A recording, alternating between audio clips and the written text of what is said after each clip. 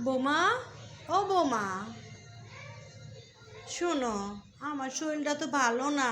কয়দিন ধরে এই দেখো আমার শরীরটা খারাপ, উঠতেও পারি না, সারা শরীরে ব্যথা। এদিক দিয়ে তোমার নন্দের জামাই আইব, আমার মাইয়ার জামাইটা কতদিন পর আইব আজকে।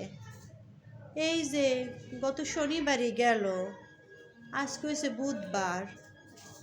মনে করো এই 2-3 দিন ওগো বাসায় কি খাইছে না না খাইছে, ওর মায় আবার ওগো ভালো মতো খাওয়ায় না, হে খালি মায়ের জামাই গো টান টানে।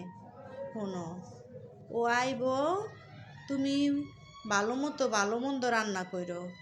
এই যে গরুর মাংস আছে না, বাপে বাপে দিয়ে ভুনা করবা।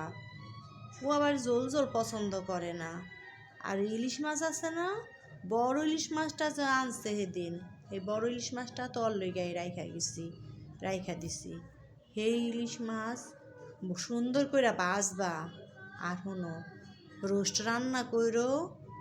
আর হচ্ছে ওই দেশি মুরগির মাংস আছে না, সেই দেশি মুরগি তো আমরা রান্না করি নাই, ওই জামাইয়ের লইগাই রাইখা দিছি। জামাইটা গেল আমার শনিবার, আর রবিবারই তোমার হৌরে আনলো ওর দেশি মুরগি। এখন কি করবো কও? ওরে ছাড়া দেশি মুরগি খাইতে পারি? দেশি মুরগি ছাড়া আমার মায়ের জামাইটা খাইতে চায় না। হ্যাঁ, মায় নাকি খালি হ্যাঁ মায়ের জামাইরে খাওয়ায়। এখন আমি কি করবো?